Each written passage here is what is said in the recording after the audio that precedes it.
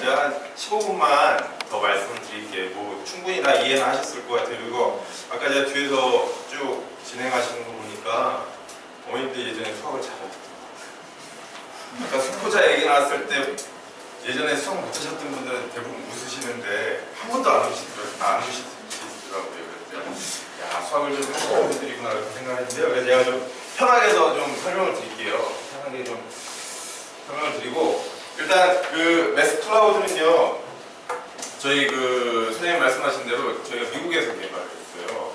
왜 이걸 미국에서 개발했냐면요, 어머니들 아실 수 있을 것 같아요. 지금 교육 환경이 한국도 상당히 많이 바뀌었죠. 무슨 얘기냐면 공부를 예전만큼 안 해요. 아시죠? 근데 오바마가 예전에 무슨 말 했죠? 무슨 말 하나 했는데. 그렇죠. 그러고 나서 미국이요, 진짜 많이 바뀌었어요. 어떻게 바뀌었냐면, 미국 애들이 방학에 특강을 해요, 학교에서. 방학에 학교를 가요. 미국 애들이. 근데 방학에 학교를 가서 뭘 하냐? 학교 하면 저는 무슨 캠프하고 노는 줄 알았어요. 요즘에 무슨 프로그램을 하냐면 SAT 특강을 해요. 요즘 미국 학교도 바뀌었어요. 그러니까 공부를 조금씩 하는 방향으로 바뀌었어요. 근데 반대로 저희 나라 어떻게 바뀌었냐면, 저희 한 3년 전에요, 학원, 저희도 이제 직영학원을 예전에 운영을 좀 했었어요. 학원에 애들이 오잖아요. 한 번 오면 한 120문제씩 풀고 갔어요. 120문제를.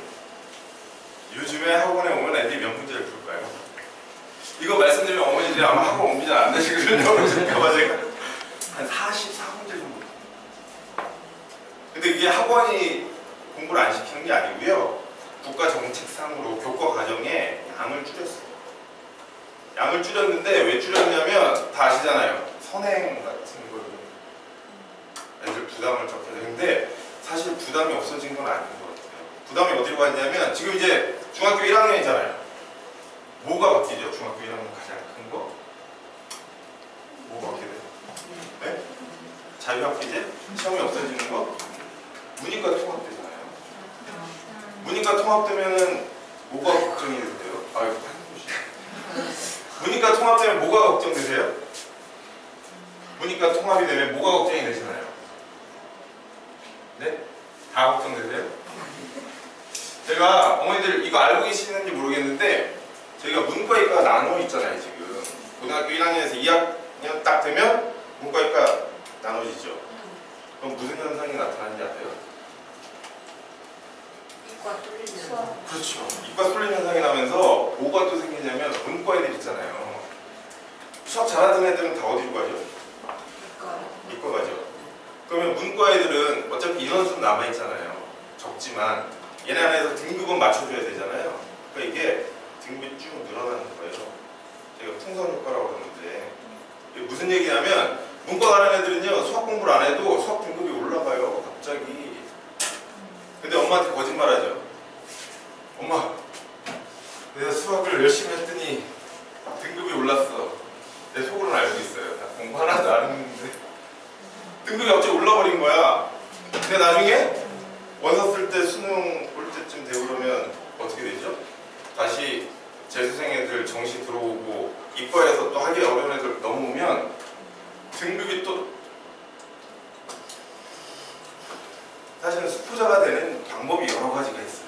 그건 이제 고등학교 때 가서. 근데 지금 중학교 1학년 애들이 문이과 통합되잖아요. 그러면 그 짧은 2년 동안 문과 애들이 누렸던 특권이 없어져요. 수학을 안 해도 성적이 오르는 게 없어져요. 그래서 저희 지금 요즘에는 뭐에 막 신경을 쓰냐면, 애들 어떻게 수학의 심화학습 쪽에 좀 신경을 써서 얘네가 고등학교 갔을 때 선행을 막 빨리 나가게 되는 것도 중요하지만, 그거보다는 과거에 배웠던 거, 지금 배우는 거, 이게 어떻게 잘 연관이 돼 있는지를 잘 알려주는 게 중요한 거예요. 그래서 지금 원장님께서 아까 말씀하셨죠. 저희가 사실 이거를 학원 쪽에는 많이 지금 보급을 안 했어요.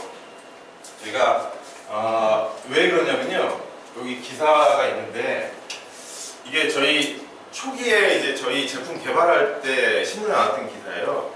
저희 이거 개발할 때요, 러시아 교수들을 러시아에서 데리고 와서 개발을 했어요. 러시아 교수들. 근데 왜 러시아 교수들을 데리고 왔을까요? 제가 오늘 여러 나라 얘기를 조금 전에 미국 얘기했다가 러시아 얘기를 하는데 러시아 교수들을 왜 데리고 왔을까요?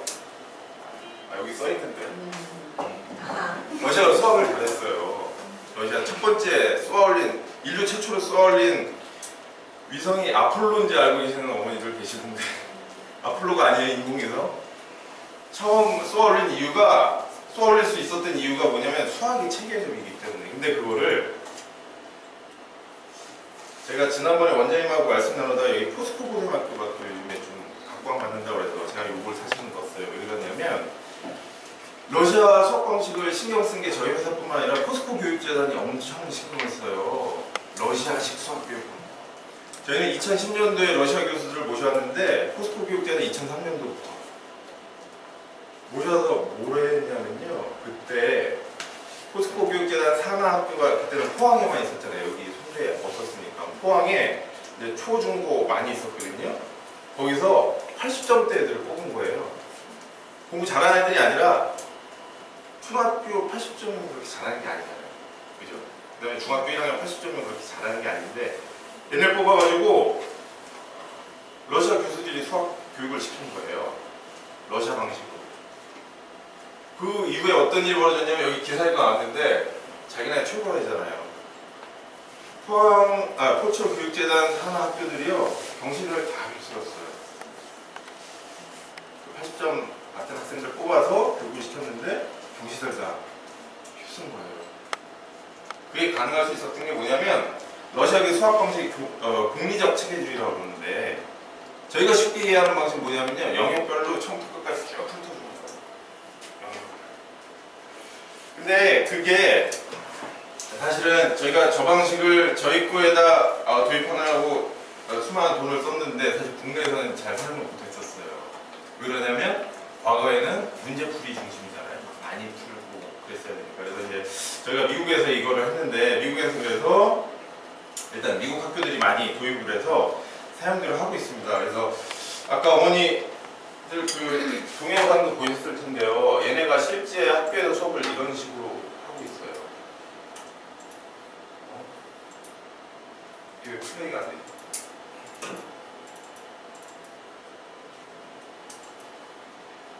아, 죄송합니다. 플레이가 안 되는데요. 자, 요거는 그럼 나중에 다시 보여드리고요. 그 다음에 아까 저희 선생님께서 뭐 아시아 국가들에서 사용하고 있다 그러는데 저는 뭐 다른 것보다는 저희 나라가 수학을 되게 잘한다고 알고 계시잖아요.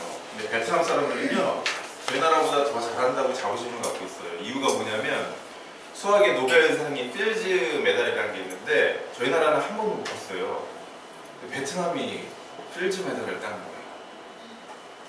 거예요. 하노이 사범대학 나온 분이 땄는데 그래서 하노이 사범대에서 저희 거를 도입해서 지금 수업을 하고 있어요. 그러니까 저희랑 다른 거는 뭐냐면 이제 대학교에서 쓰고 있는 거죠. 선생님이 되실 분들이 저걸 가지고 이 맵을 가지고 원리를 가지고 학습시키는 방식을 대학교에서 공부를 해서 중고등학생들에게 가르치는 거예요. 네. 그만큼 효과가 있다고 생각하시니까. 그리고 그래서 이제 뭐 ADB라는 아까 뭐 아시아개발은행이라는 데가 있는데 아시아개발은행이 세계 3대 은행이거든요. IMF, 그다음에 월드뱅크, 아시아에는 아시아개발은행. 근데 요즘에 이제 AIIB가 새로 생겼죠. 지금 아직 생기지가 얼마 안 됐으니까.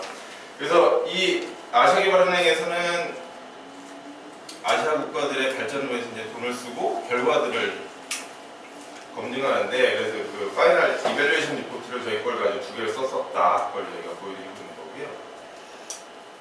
저희가 아직까지도 미국엔 NCTM이라고 이제 전미 수학교사협의회, 그 다음에 국제학교에 관심 있으신 어머니들 아실 텐데 IB 컨퍼런스가 있어요. IB라는 커리큘럼에 대한. 그래서 저희가 지속적으로 거기 나가서 그 세계 교육 흐름들을 쭉 반영해서 시스템을 만든 겁니다. 그래서 저희가 작년까지는 해외에서만 했었는데요. 작년 말부터 이제 국내에서 사용을 하기 시작했어요. 그게 아까 선생님께서 말씀하신 대로 교육청에서 이제 채택을 해준 거예요. 사실은 교육청 하기 전에 저희가 그 동탄국제고등학교에서 파일럿을 1년 동안 했었어요. 동탄국제고에서 파일럿을 1년 동안 하고 그 결과 나와가지고 작년 말에 교육청에서 채택을 했는데 그때 이제 42개 영대 교육원이 있는데 거기서 사용하고 있고. 근데 영재교본에서 쓰는 방식은요, 저희가 하는 방식과 조금 달라요. 왜 그러냐면 이제 쓰는 방식에 여러 가지 운영 방식이 있으니까요. 아시겠지만 영재들은 이렇게 제약을 두지 않으면은 가능성을 더 많이 발휘하거든요. 제약을 두지 않으면.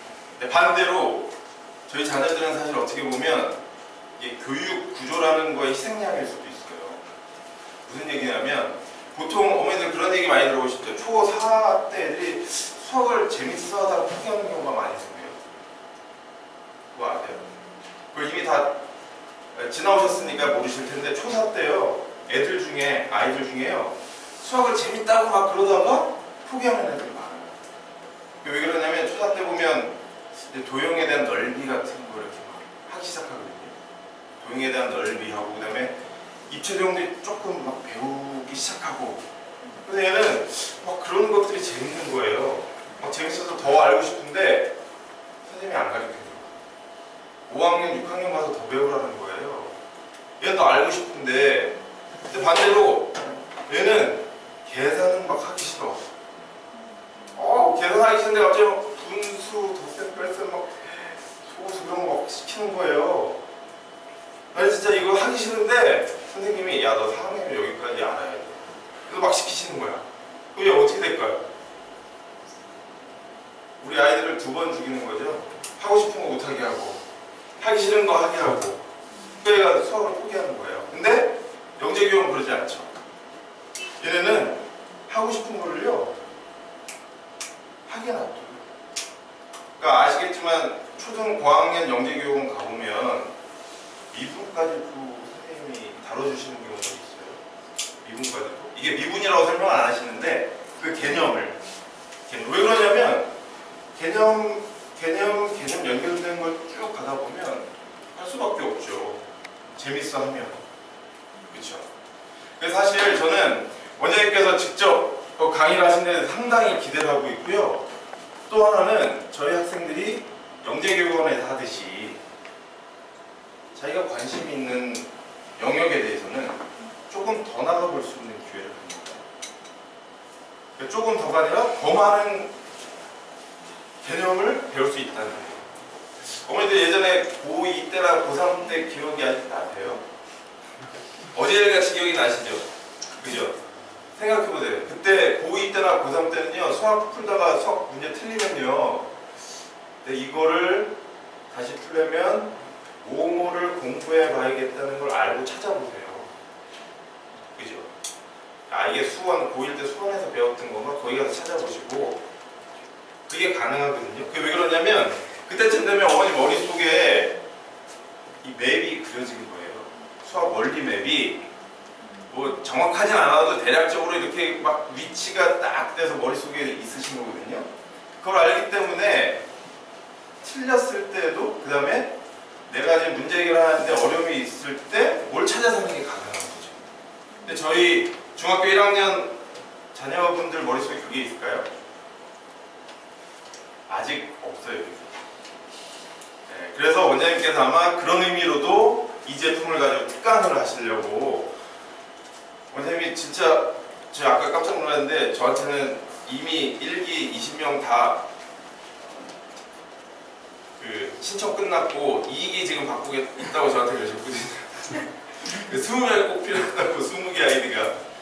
근데 뭐 당연히 그렇게 하실 것 같고요. 그래서 어머니들께서 제가 이제 말씀드린 몇 가지 요소가 있어요. 몇 가지 요소가 있는데 그거를 반드시 머리에 담아두시고 원장님께서 진행하시는 중간중간에 계속 오셔서 같이 상의를 하시고 우리 자녀들이 진짜 이걸 통해서 도움을 받고 있는지를 보셔야 될 것 같아요. 그리고 아까 초반에 원장님께서 그 시험지 유형 분석 해주셨잖아요. 요즘에 출제 방향이요. 뭐 박근혜 대통령이 선행금지법 그래서 그 위탁령고 안 내고 그런 상황이 아니에요. 그거는 단순히 뭐 공식 이용하고 그런 것들을 얘기를 하는 거고요. 요즘에 일부러 선생님들께서요, 개념적으로는 지금 내가 가리킨 거에서 조금 더 심화로 들어갈 수 있는 윗개념들까지도 출제를 하세요. 그거를 푸는 애들한테 높은 점수를 주시고. 그래서 심화학습이라는 건 상당히 중요하고 개념들 연결되는 걸 이해하는 게 상당히 중요해요. 그래야 마지막으로는 그 포스코 고등학교도 그렇지만 요즘에 이제 자사고들이 면접을 많이 해요. 뭐 자기소개서도 당연히 보고 학교 생활도 보고 면접을 많이 보거든요. 면접 방향성도 좀 많이 바뀌고 있어요. 예전같이 막 아주 지역적인 거 그런 게 아니고 되게 좀 폭이 넓게. 그래서 작년에도 이 문제들이 많이 나왔어요. 이 질문. 수학 공부를 어떻게 했냐고 진짜 물어봤거든요. 그럼 저희가 뭐라고 대답을 하실까요? 우리 자녀들이 뭐라고 대답하는 게 면접에 도움이 되는 답일 것 같은데요? 네? 매일 4시간씩 문제집 20페이지를 꾸준하게 풀어서 한 학기에 참고서 10개를 했다, 그런 게 아니잖아요. 그래서 지금 오히려 저희가 지금 기대하는 거는요, 이제는 이 방식이 맞을 것 같아요. 과거에 한 2년 전까지만 해도 이 방식을 도입하시면 문제 풀이할 시간이 없는데 이걸 언제 하나. 지금은 필요한 것 같아요. 지금은 저희 아이들에게 이 맵을 머릿속에 갖고 있게 해주고, 그다음에 이 맵을 통해서 수학에 대해서 풍부하게 이해하게 하는 게 필요한 것 같습니다. 그래서 오늘 사실은 늦은 시간에 어머님께서 오셔서 피곤하시고 막 그러실 텐데도 제가 원장님께 마지막에 그냥 제가 조금만 더 말씀드리겠다고 한 이유가, 원장님도 그렇고 어머님들도 그렇고 상당히 열정이 있으신 것 같아요. 저희 자녀들에 대해서. 근데 어머님들 자칫 잘못하면 2학기 때 진짜 자유학기제 한 학기를 잘못하면 놓치실 수 있거든요. 잘못 오해하시면 이때 애들이 진짜 원하는 걸 해줘야 된다.